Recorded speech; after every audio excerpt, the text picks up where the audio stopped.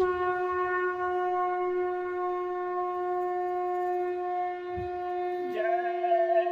गुरुदेव। जय गुरुदेव। जय गुरुदेव। जय गुरुदेव। जय गुरुदेव। जय गुरुदेव। मैंने ऐसा सतगुरु पाया है, मेरा रोम रोम हर्षाया है। मैंने ऐसा सतगुरु पाया है, मेरा रोम रोम हर्षाया है।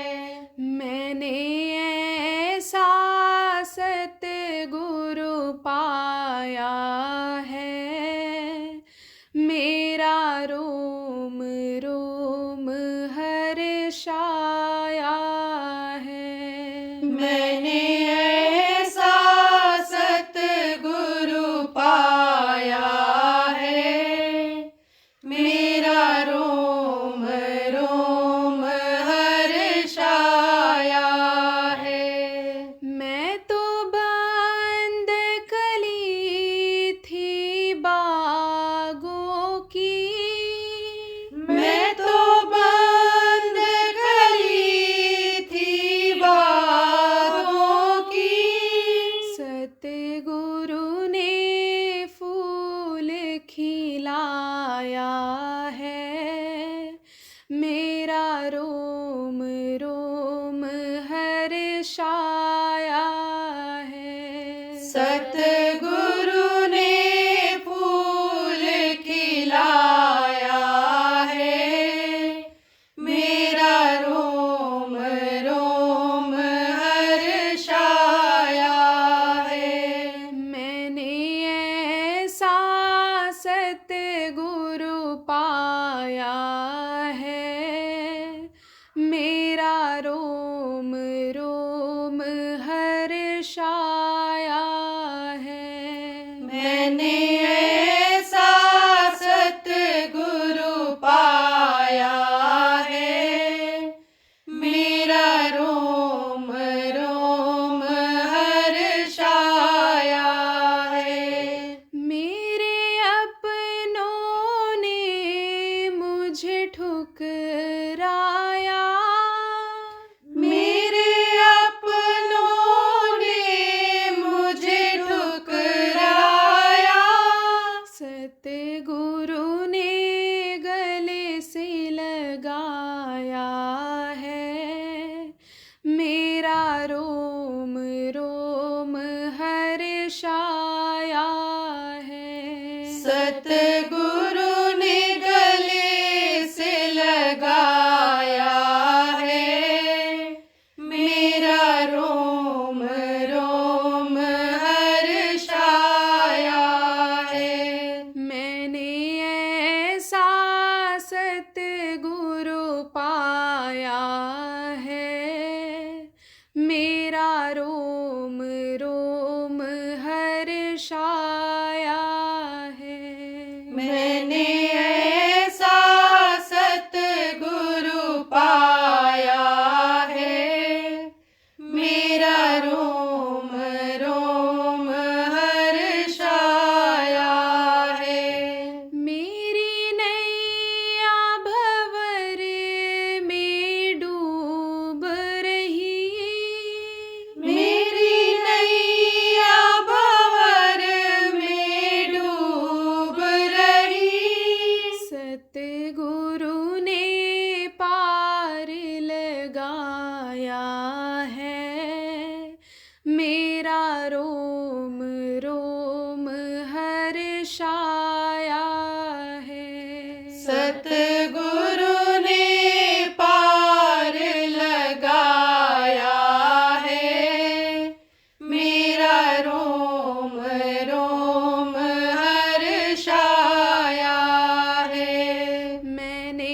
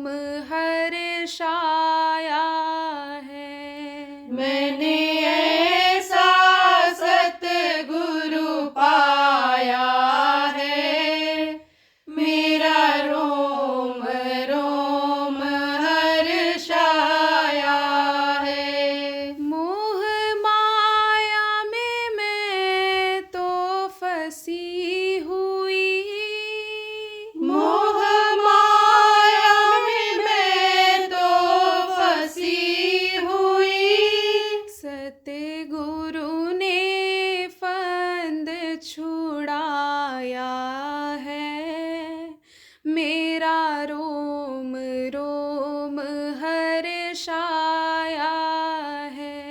सतगुरु ने फंद छुड़ाया है, मेरा रोम रोम हर्षाया है। मैंने ऐसा सतगुरु पाया है, मेरा रोम रोम हर्षाया है। मैंने ऐसा सतगुरु पाया है, मेरा रोम रोम हर्षाया है। मेरे अंदर 10वां द्वार है, मेरे अंदर 10वां द्वार है, सतगुरु ने खोल दिखाया है, मेरा रोम रोम हर्षाया है। सतगुरु ने खोल दिखाया है, मेरा रोम रोम हर्षाया है। मैंने ऐसा सतगुरु पाया है, मेरा रोम रोम हर्षाया है। मैंने ऐसा सतगुरु पाया है, मेरा रोम रोम हर्षाया है। मैंने ऐसा सतगुरु पाया है, मेरा रोम रोम हर्षाया है। मैंने ऐसा सतगुरु पाया है, मेरा रोम रोम हर्षाया है। जय गुरुदेव। जय गुरुदेव।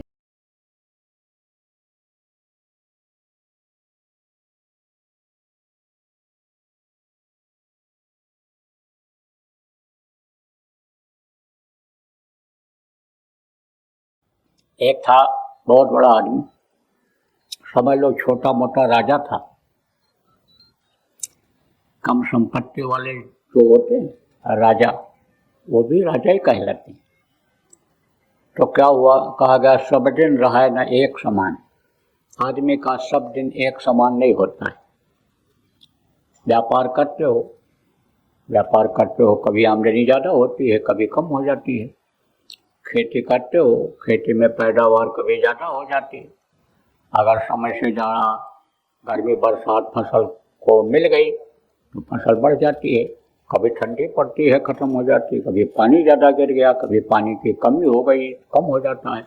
लेकिन जब ये समान रहते हैं, पहले के समय में जब नियत लोगों की अच्छी थी और लोग धार्मिक थे और लोग भगवान पर विश्वास करते थे, पूजा पाठ अपने तरीके से ही कुछ न कुछ करते रहते थे, नियत दुरुस्त थी, तो जब जरूरत पड़ती थी बादल बरस जाते थे। जितनी ज़रूरत पड़ती थी उतनी ही गर्मी फसल को मिलती थी, जितनी ठंडी की ज़रूरत पड़ती थी उतनी मिलती थी। तब बहुत ज़्यादा पैदावार होती थी।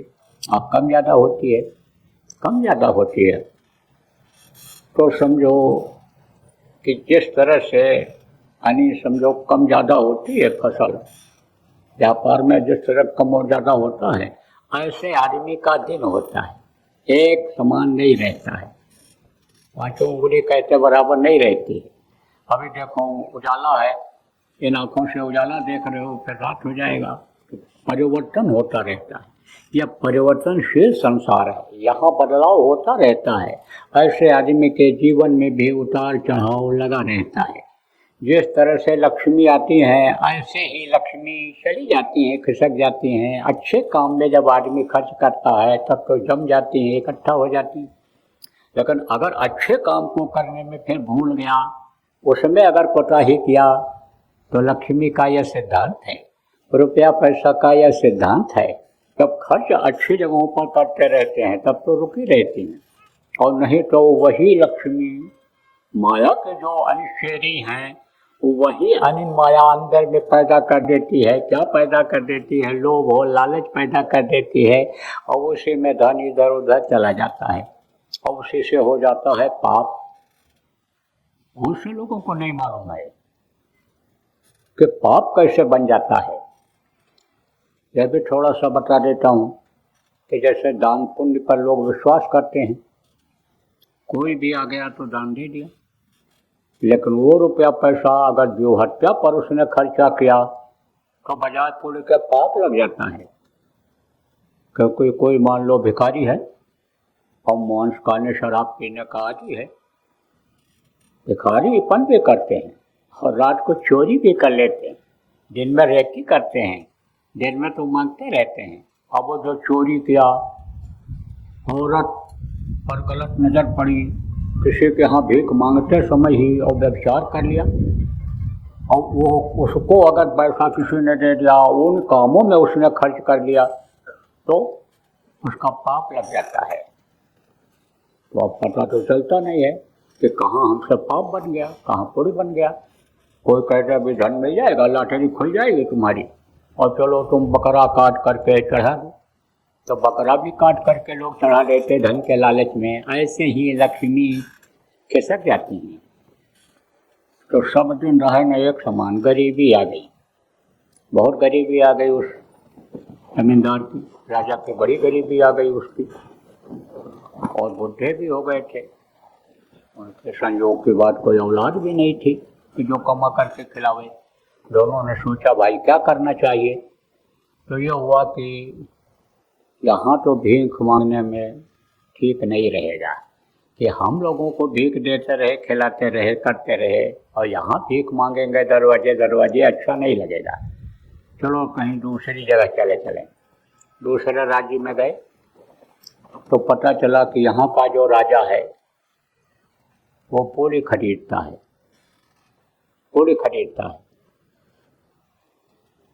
तो बोले चलो भाई, हमने तो बहुत पूरी किया है, हम लोग भी थोड़ा सा पूरी बेच दें।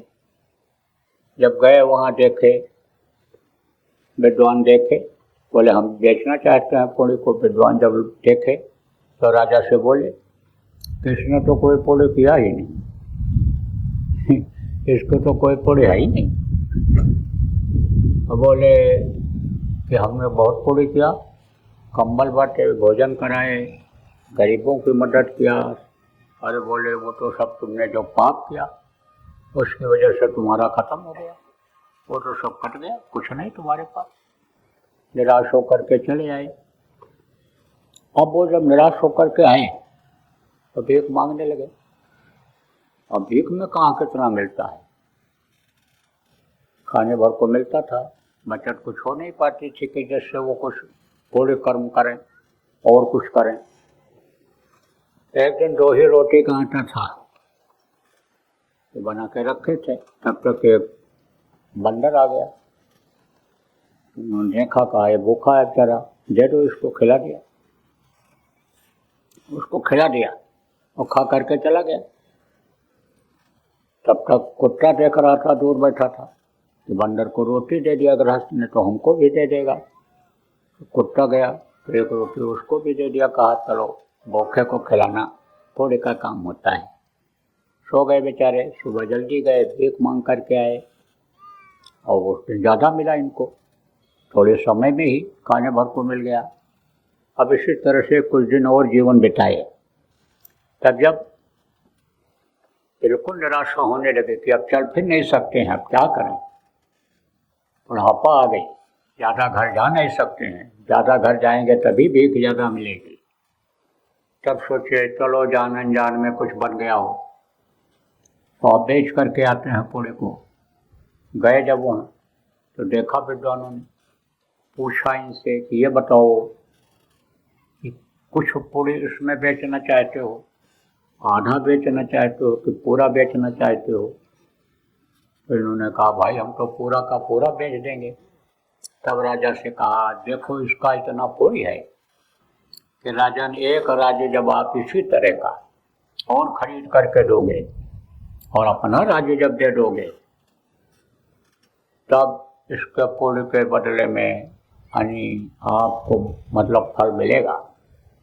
तब उन्होंने पूछा कौन सा ऐसा पूरी बन गया कि जिसकी वजह से इसको इतना मिल गया। तो कहा कि इसने भूखे को खिलाया, भूखे को खिलाया इसलिए इसको इतना पूरी मिल गया। तो भूखे को खिलाना बहुत बड़ा लाभ होता है। राजा ने पूछा था कि सत्संग का क्या लाभ मिलता है। महात्मा से पूछा तो बोले सुनना चाहते हो कि जानना चाहते कि आप देखना चाहते हो। बोले देखना चाहता हूँ।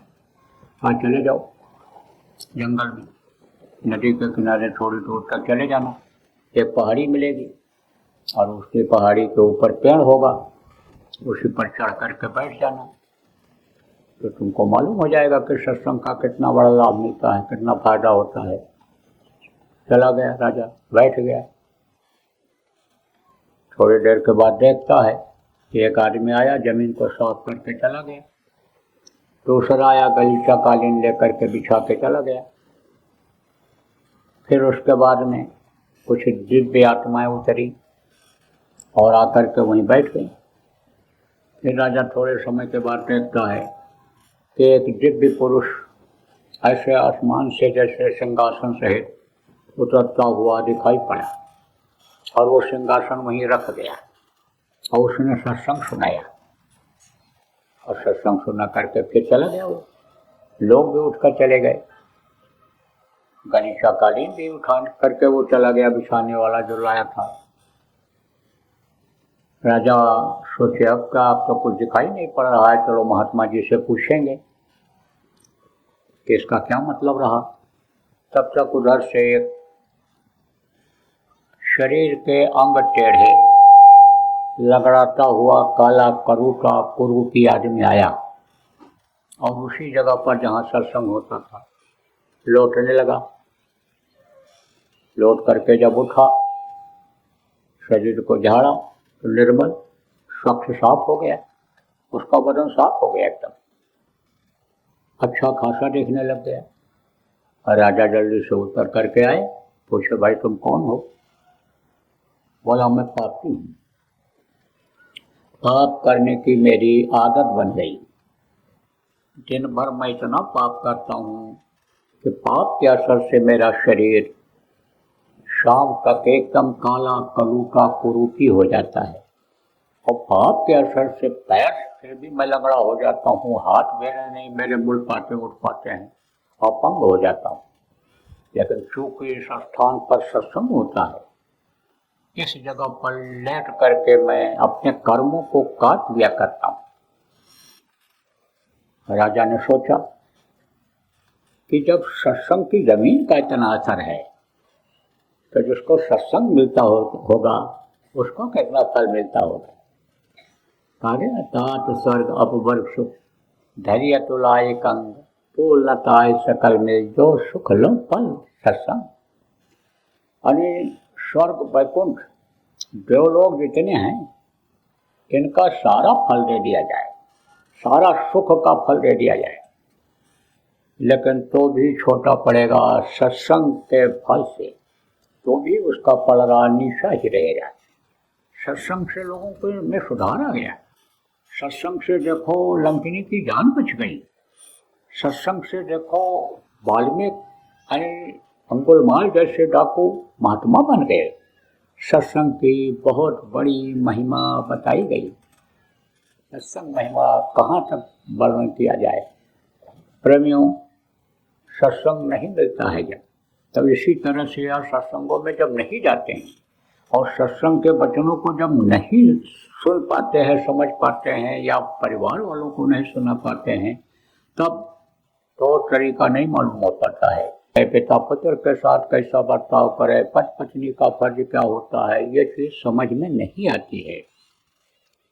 ये चीज समझ में नहीं आती है बच्चों के, कि जैसे सत्संग सुनने वाले बच्चे हैं, यानी वो अपने माता पिता का पैर छूते हैं, सुबह उठ करके धरती को प्रणाम करते हैं और अपना दैनिक क्रिया करने के बाद सुमिरन भजन करके तब पढ़ने के लिए जाते हैं। ये चीज़ तब समझ में लोगों के नहीं आती है सत्संग न मिलने के कारण, कि भाई सुमिरन ध्यान भजन भी करना है। पकड़ करके जबरदस्ती अगर ले भी आए बच्चों को, चल चल चल नाम डाल ले तो आया, थोड़ी देर बैठा, उठ के चल दिया। जब कर्मों के कटने का समय आया, नामदान में कर्म जहाँ कटते हैं नामदान के शब्दों को सुनने में, तो उठकर चला गया। अब आप ये समझो, वो सीख पाएगा कि माता पिता की सेवा कैसे की जाती है, किस तरह से माता पिता के कर्जे को, गुरु के कर्जा को अदा किया जाता है, उसको जानकारी हो पाती है। इसीलिए सत्संग के लिए बताया गया है कि इस समय सत्संग की जरूरत लोगों को उसी तरह से है जैसे पालन पोषण के लिए, दूध पीने के लिए बच्चे को माँ की जरूरत होती है। तो प्रेमियों, सत्संग जल जब कोई पावे, मैलाई सब कट कर जावे। सत्संग जल जब मिलता है तब समझो ये गंदगी जो कर्मों की बन जाती है, जो मनसा वाचा कर्म बन जाते हैं, ये कटते हैं। मन से जो सोचता है आदमी, गंदी चीज़ों को सोचता है, एक दूसरे के प्रति गंदी बातों को सोचता है, उसका भी कर्म बन जाता है। मुंह से बोलता है, उसका कर्म बन जाता है। शरीर से जो बुरा कर्म करता है, उसका भी कर्म बन जाता है। तो कर्म फांस छूटे नहीं, कहते करो उपाय, और सतगुरु मिले तब उबरे, नहीं तो भटका खाए। कर्मों के बंधन से जल्दी छुटकारा नहीं मिलता है, लेकिन जब सतगुरु मिलते हैं, संत मिलते हैं, तब ऐसे कर्म ढोलते हैं कि जैसे दृष्टांत दे करके महात्मा ने अली समझाया सुनाया। कि पूछा महात्मा से राजा ने कि ये बताओ कि संत के दर्शन का कितना लाभ होता है। बोले देखना चाहोगे कि सुनना चाहोगे? अरे बोले महाराज, जब तक देखेंगे नहीं तब तक विश्वास नहीं होगा। महाराज अगर आप दिखा दो तब फिर क्या कहना, बहुत अच्छी बात रहेगी। बोले चले जाओ, वो सामने बगीचा है। बोले हाँ महाराज बगीचा तो है, हमारे पिताजी ने लगवाया था, हम उसकी सिंचाई किया, बढ़ाए उसको फल देने लग गया वो महाराज। बगीचा तो है, चले जाओ वहाँ, उसमें एक मंदिर है। बोले मंदिर है, हम ही ने बनवाया था। लोग की पूजा पाठ करने लग जाएं, लोग वहाँ चले जाएं, ध्यान लगाने लग जाएं, भगवान को याद करने लग जाएं, प्रजा सुखी हो जाए, खाने पीने मौज मस्ती में ही समय न उसका निकल जाए। महाराज हम ही ने बनवाया। बोले जाओ वहाँ तुमको लोग मिलेंगे। चला गया, देखा इधर उधर, वहाँ बगीचे में कोई नहीं, राजा को कोई दिखाई नहीं पड़ा। जब चलने लगा तब सोचा कि भाई ठीक से देख करके चलें। देखो कहीं किसी को भेजा जाता है तो वो गया, बस ऐसे गया और चला आया। कुछ ऐसे होते हैं कि जब भेजा गया है तो देखना चाहिए। जिस काम के लिए भेजा जाता है वो काम जो करके आता है वो काबिल होता है, उसी की काबिलियत तारीफ होती है। और आया बता दिया कुछ नहीं है, ये नहीं है, वो नहीं है, इधर उधर बोल दिया, ध्यान नहीं दिया उस पर, उसको काम को अंजाम नहीं देना चाहा, खाली फॉर्मेलिटी जिसको कहते हो पूरा किया, तो कहाँ से जानकारी हो पाएगी उसको। तो राजा लोग बुद्धिमान तो होते ही थे। राजा ने कहा भाई महात्मा ने जब भेजा है तो देखना चाहिए, एक एक चीज देखना चाहिए। तो देखा उन्होंने, बहुत ढंग से देखा एक तरफ से। तो मंदिर के बुर्ज पर जब देखा तो समझो कि वहाँ एक कौवा बैठा हुआ था। लौट करके आए राजा, बोले महाराज वहाँ तो कोई मिला नहीं। अरे कोई नहीं मिला? बोले आदमी जानवर तो कोई मिला नहीं, एक कौवा बैठा हुआ मंदिर के बुर्ज पर मिला। तो बोले तुमको तो वहाँ मिलेगा, वहाँ तुमको मिलेगा, जाओ। दोबारा गए, फिर देखे कोई नहीं मिला। जहाँ कौवा बैठा था वहाँ पर हंस बैठा हुआ दिखाई पड़ा। लौट आए, बोले महाराज जहाँ कौवा बैठा था वहीं हंस बैठा दिखाई पड़ा और तो कोई मिला नहीं। बोले फिर जाओ। बोले महाराज फिर जाए? हाँ हाँ फिर जाओ। अब यह तो राजा को पता नहीं था कि जो केले के पात में पात पात में पात, और जब संतों के बात के बात बात में बात, संतों के बातों में बात होती है।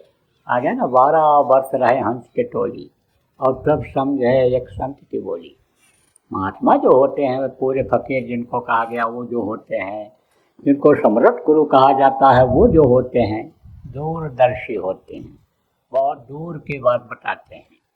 देखो प्रेमी, यह आपका राजस्थान, यह सत्संग का जन्मदाता है। आपके राजस्थान से ही यहाँ से सत्संग बढ़ा था। शुरुआत तो गुरु महाराज ने उत्तर प्रदेश से किया था, लेकिन बढ़ा यहाँ था। गांव गांव घूम करके लोगों को समझाया बताया। उस समय जो बातें कहते थे, आप जो पुराने लोग हो आपको मालूम होगा कि आप सोच नहीं पाते रहे होगे कि ऐसा हो जाए, लेकिन देखो वो सब होता चला गया। दूरदर्शी होते हैं।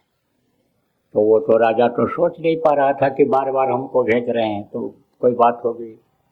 यही कहा महाराज फिर जाए? हाँ हाँ फिर जाओ। अरे महाराज अभी तो आया हूँ। अरे फिर चले जाओ एक बार। जब फिर गया, देखा इधर उधर कोई नहीं मिला और नज़र डाला ऊपर हंस पे, जहाँ हंस बैठा हुआ था, तो वो आदमी हो गया और कूद करके आया और राजा के चरणों पर फिर पड़ा और बोला महाराज आपने मेरे ऊपर बहुत बड़ी दया किया। आप पहली बार जब संत का दर्शन करके आए, आपका दर्शन मैंने किया तो मैं कौवा से हंस हो गया, और दोबारा जब आप दर्शन करके आए तो मैं हंस से, यानी समझो आप दर्शन करके आए, आपका दर्शन किया मैं, तो समझो कि मैं यानी आदमी हो गया। तो इस तरह से बार बार दर्शन करके आप आए और आपका दर्शन मैंने किया तो मैं कौवा से हंस बन गया। आपने मेरे ऊपर बहुत बड़ी दया किया। राजा के समझ में आ गया कि संतों के दर्शन से कितना बड़ा लाभ होता है। तो कहा गया कि कर्म फांस छूटे नहीं। ये जो जान अनजान में कर्म बन जाते हैं, लापरवाही में जो कर्म मनुष्य से बन जाते हैं, माता पिता के ना ध्यान देने से, सत्संग में बच्चों को ना लाने से, ये जो बच्चे बिगड़ करके इसी शरीर से बुरा कर्म कर डालते हैं, आप ये समझो ये छूटता नहीं है।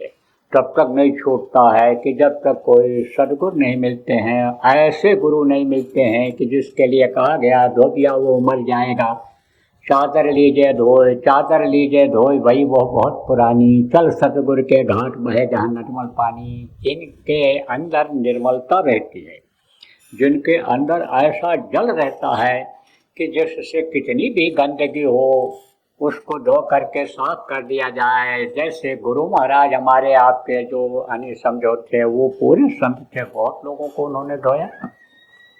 आपने समझो गुरु बिन मैलो मन को धोई कहा गया, गुरु के बगैर मैल नहीं धुलती है। और जब वो धो देते हैं तो कहा कबीर साहब ने कि उस भगत को कोई रोक नहीं सकता है, उस भगत के वेग को कोई रोक नहीं सकता है। उसके अंदर पावर आ जाती है, शक्ति आ जाती है किसकी? गुरु की दया की। तो वो जहाँ भी रहता है वहीं कामयाब रहता है, उसका लोक भी बनता है, परलोक भी बनता है। प्रेमियों, तो आपको समझने की जरूरत है कि इसका लाभ लेना चाहिए। और रहते इसी धरती पर हैं। संत इसी धरती पर रहते हैं, महात्मा इसी धरती पर रहते हैं। संत अगर न हो तो अब ये दुनिया खत्म हो जाए। फिरे बदरिया पाप की, बरस रही अंगार, संत न होते जगत में, जल मरता संसार, ये खत्म हो गया होता। वही संभालते रहते हैं तो रहते हैं, उसका फायदा लेना चाहिए। अब यह है कि नज़दीक में कोई नहीं जाएगा तो कुआं घर घर जाएगा, पानी पिलाएगा। प्यास जब उठती है, पानी की जब जरूरत होती है तो कुएं के पास जाते हैं, नदी के पास जाते हैं तो मिल जाता है पीने के लिए, तो जाना तो पड़ता है। अब आना जाना सत्संगों में जब नहीं रखोगे और परिवार वालों को नहीं लाओगे, बच्चों को नहीं लाओगे, तब क्या होगा? तब इसी तरह से रोना धोना लगा रहेगा।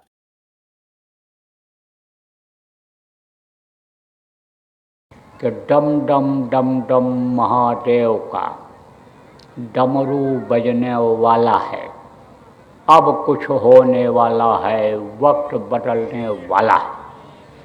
आज की तारीख आप नोट कर लो। आज तारीख है 8 मार्च 2024 और महाशिवरात्रि की तिथि है। अगला महाशिवरात्रि तक आने तक आपको बहुत बड़ा परिवर्तन दिखाई पड़ेगा। डमरू का असर दिखाई पड़ेगा। संकेत उन्होंने कर दिया और अब उनका डमरू लोगों को पता चलेगा। आगे क्या होने वाला है वो ट्रेलर वो दिखाएंगे। सिनेमा देखने जाते हैं जो लोग, उनको मालूम है ट्रेलर क्या होता है। जब आधी पिक्चर हो जाती है, ख़त्म हो जाती है, तब आने वाली पिक्चर का कुछ हिस्सा पानी पेशाब के लिए जो इंटरवल होता है उसमें दिखाते हैं। तो ट्रेलर अपना दिखाने लगेंगे और ट्रेलर दिखाने के बाद आप ये समझो कि इनका तांडव होगा। तांडव किसको कहते हैं? ये ऐसे जैसे ये तखत है, ये ऐसे धम धम धम इस पर कोई ऐसे ऐसे नाचने लगे, पैर पटकने लगे तो उसको तांडव कहते हैं। ऐसे ये धरती पर पैर मारेंगे, चेतावनी फिर देंगे और जब नहीं मानेंगे तब काल के गाल में बहुत से लोग समा जाएंगे। जय गुरुदेव। सरकारी व गैर सरकारी अनुदान के लिए बिना सत्संगियों के सहयोग द्वारा जनहित के कार्यों में लगी हुई बाबा जय गुरुदेव धर्म विकास संस्था का मुख्यालय पिंगलेश्वर रेलवे स्टेशन के सामने मक्सी रोड, उज्जैन, मध्य प्रदेश में है। यहाँ पर सत्संग व नामदान का कार्यक्रम होता रहता है। अतः आप श्रोताओं से अनुरोध है कि बाबा उमाकांत जी महाराज के आश्रम उज्जैन एक बार परिवार सहित जरूर पधारिएगा। जय गुरुदेव। आपके सुझाव के लिए व्हाट्सएप नंबर 9575600700। जय गुरुदेव। जय गुरुदेव।